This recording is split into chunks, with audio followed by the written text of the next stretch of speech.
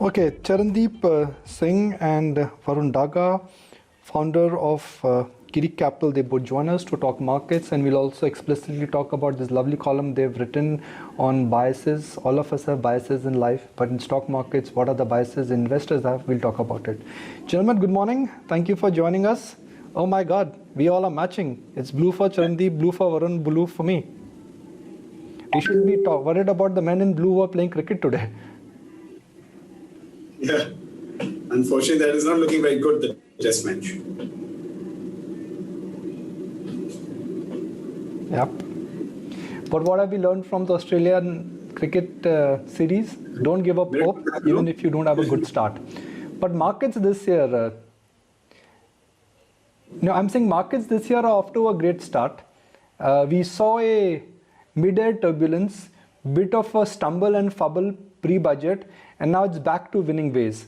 What is your sense? Do you think the budget in a sense has unleashed the so-called phrase animal spirits and we are in a phase of massive earnings upgrade? Who wants to answer this very simple question? Varun, Charandeep, anybody? I can take that. I'll tell you, it's very interesting because I think, we as investors at Girik, we don't really necessarily look at macro events as closely as many others do. But what we do is we try to follow a process. I mean, we've been following this process right through the COVID-19 virus pandemic, the whole crash that happened through that time. And, of course, earnings got wiped out. And, the shocking thing is that who would have thought sitting in January this year or February this year, who would have thought a year ago when the pandemic broke, we would cross the original estimate for Nifty earnings that we had for FY21. So people are talking about 500 rupees on the Nifty, which was unthinkable 3 or 4 months ago. So the budget may be good and all that. I mean, I hear very good things about it. It's fiscally very expensive. There are pros and cons to it. It's a very growth-oriented budget, which is a good thing. But I think the point I'm trying to make is that the earnings trajectory had already started moving up well before the budget. Maybe the budget does help certain out-of-favor sectors, certain infrastructure, industrial sectors. But what the market's been telling us and our systems and processes have been telling us for a long time now, that, that this bull market is well underway, and it's been underway for a very long time, maybe since May or June. And we've only been hearing louder and louder skeptical voices. People were very pessimistic. People were willing to call tops as recently as, when the index hit 9,000, 10,000. And now, all of a sudden it's at 15,000. So it surprised everybody's expectations, both on the earnings front and on the price front.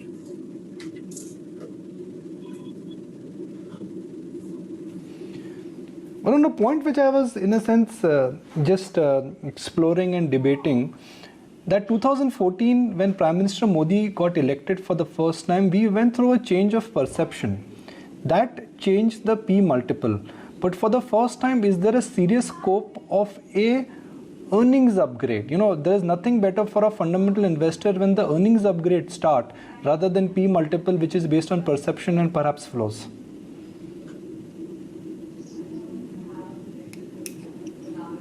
Yeah, sure. I mean, I think, look, this is very hard to predict, right? Where PE multiples will go, whether they will go up, whether they will go down. I think, it's a question of sentiment. It's a question of money flows. Of course, earnings has a large part to do with it. But, the market tends to factor things well in advance. People must make note of that. It's, for all all the heightened expectations get factored in the next 6 months, and then you go into a possible long phase of consolidation. Who knows? So this is really a game about expectations versus, versus what actually happens. I don't think that, markets are very strange beasts. They tend to have a mind of their own. They may factor in things well in advance of what they actually happen.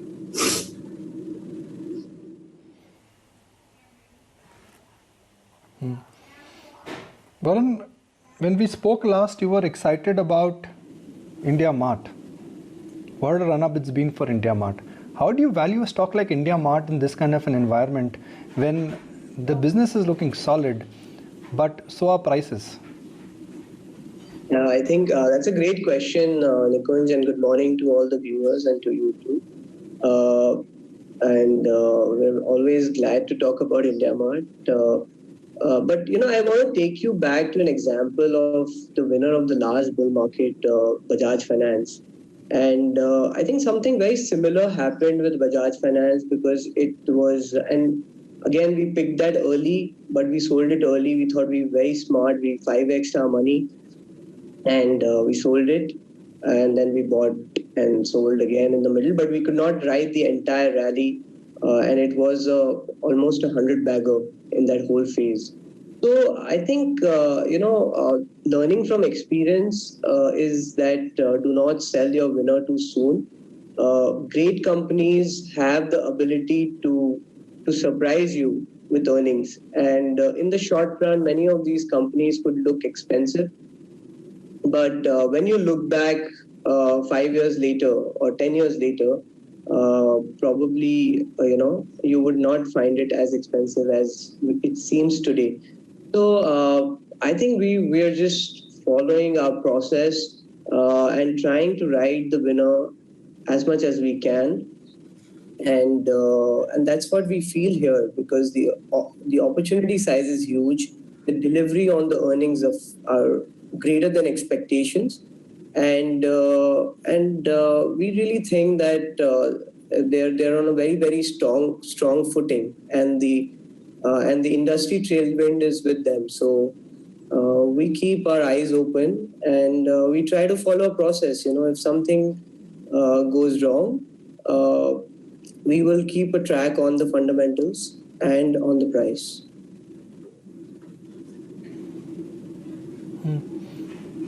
Sandeep, I go back to a point which we've discussed again, but this point needs perhaps a revisit again and again, because right now markets are going through this process that buy stocks which are cheap, that word value seems to be making a comeback.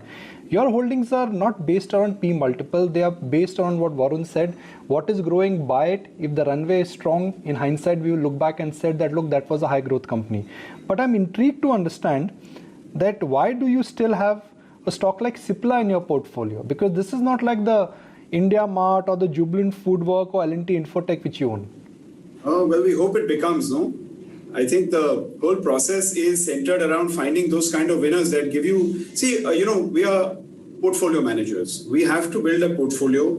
And in that portfolio, you're hoping for the best outcome, process-driven, systematic, both fundamentally and price-oriented with every one of your stocks. You want all of them to end up the same way, right? Ideally. You're not going to get every single one of them right. You're not going to get outsized winners like an India Mart or a Dixon or a Tata Elxsi every day, right? Follow the process with all of them, and some of them work out much better than the others. Of course, the winners will always get highlighted. Cipla has for us been an average winner. It's been an underperformer, but it's been okay. There are, of course, duds as well, which you will not see, which we get rid of, which we take proactive action, and our process tells us that, look, something's not doing well in a good market. Please revisit the fundamentals, make sure the capital is well allocated, and make sure you make money for your investors. That's the bottom line. So I hope that answers your question, Nikunj.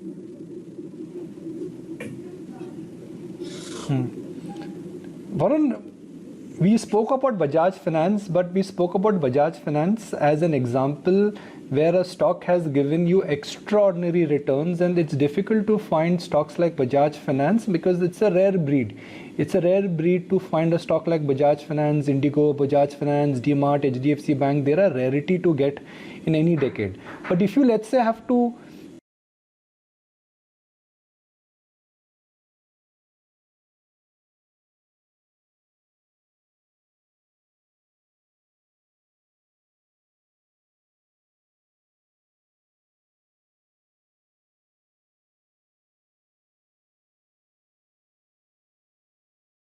India Mart, we didn't know that it's going to be such a big winner. So it's very difficult to say on day one that this is where you're going to get outsized winners.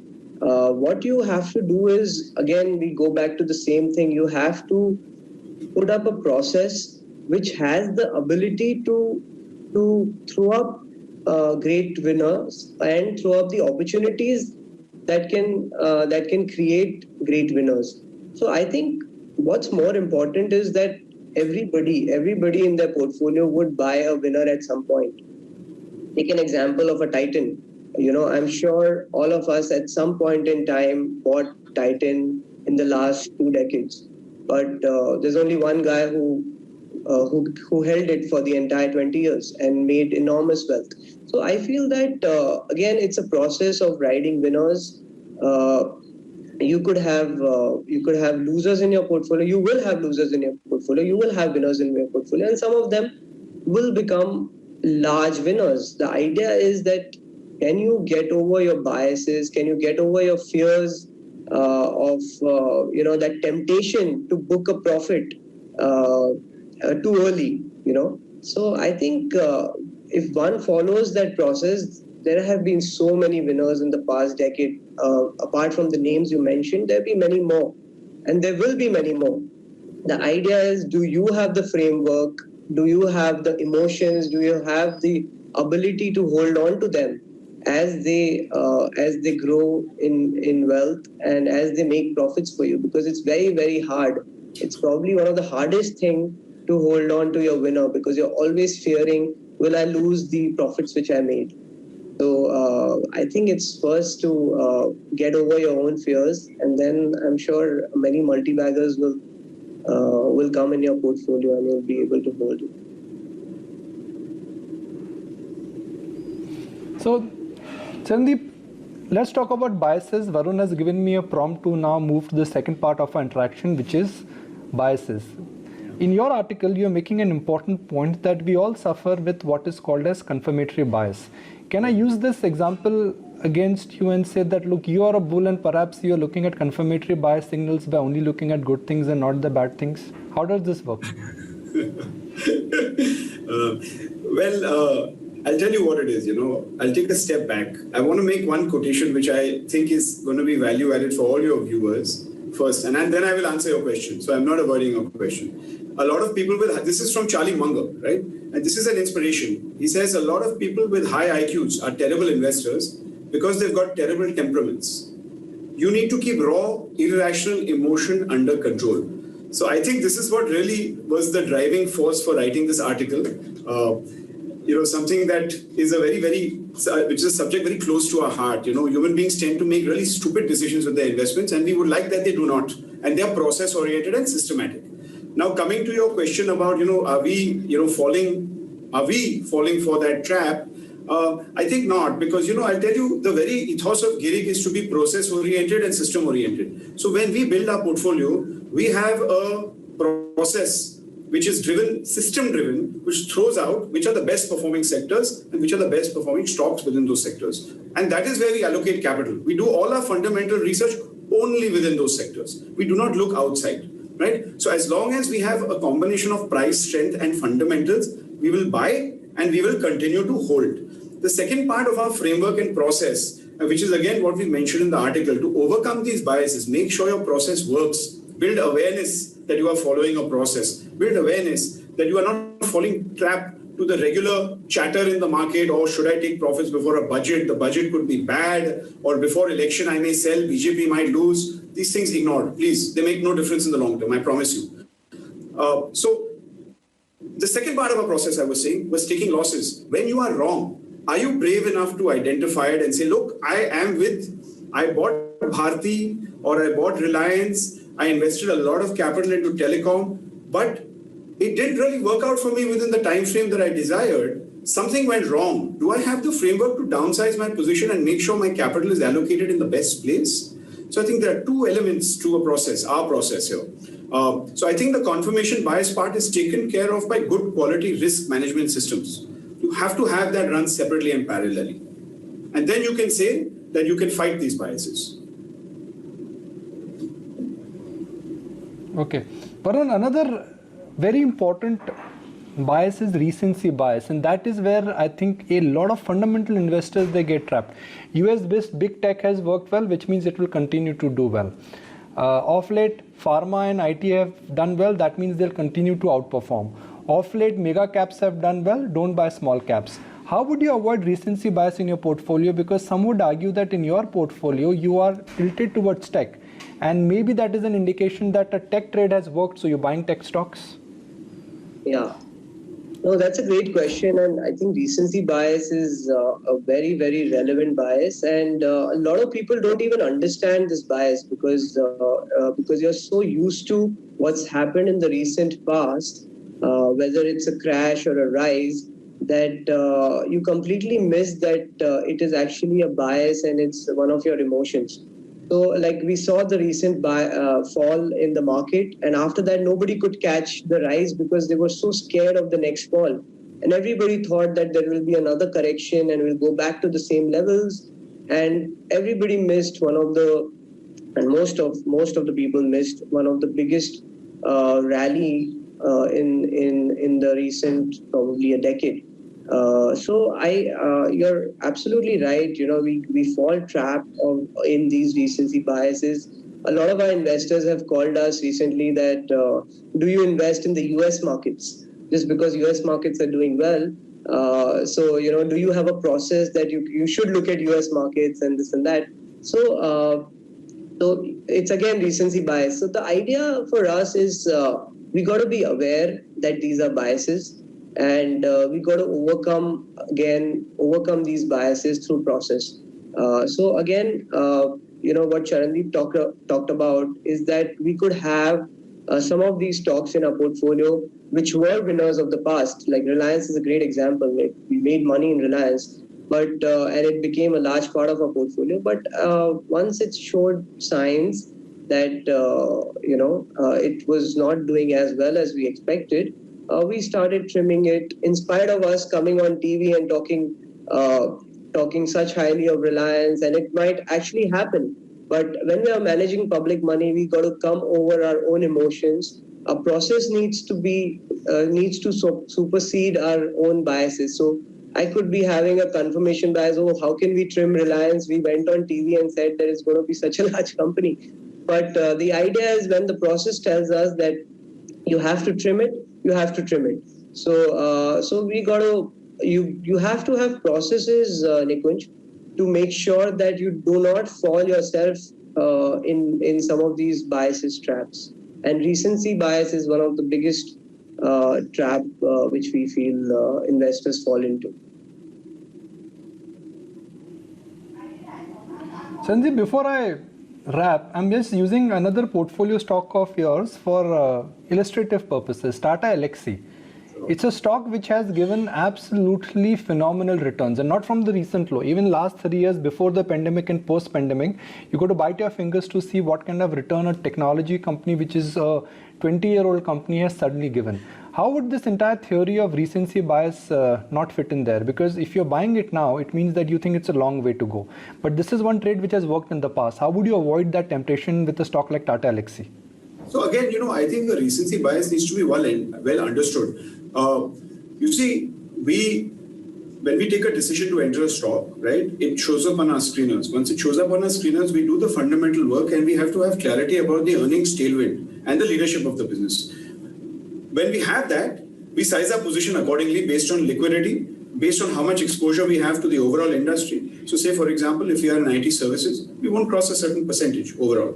I think a lot of your processes are taken care of there. If you look at the overall index, we talked about index investing. What the index does very well is that it allocates capital very well. It says, I will not cross a certain percentage within a certain sector. We do the same. We try to make sure that we are not carried away. We may love the earnings tailwind because of cloud computing, because of outsourced R&D, etc., over the next decade or so. But irrespective, it's not 10% of our portfolio. You start with a maybe 3 to 4% allocation to your portfolio. It's a smallish company. It wasn't a big company when we bought it. It's moved up very quickly, of course. But I think that the important aspect is, like we've been talking about all through process, framework, controlling positions, controlling size, sizing accordingly. And yes, when the tide turns and when you are, if your theory of your thesis isn't working out, to have the awareness and process that, yes, you need to take action otherwise. Oh, fair point, gentlemen. Good to have you on ET Now again. Thank you for joining us. And certainly hope to see much more of you going forward, and I look forward to your next article. The first one, which the one before which I read on PE was an indication on valuations, and the latest one, which is there on our website and again on our Twitter plate, is about biases. I would encourage all our viewers and readers to really read that article. It talks brilliantly about the challenges and the biases which as investors we all suffer with.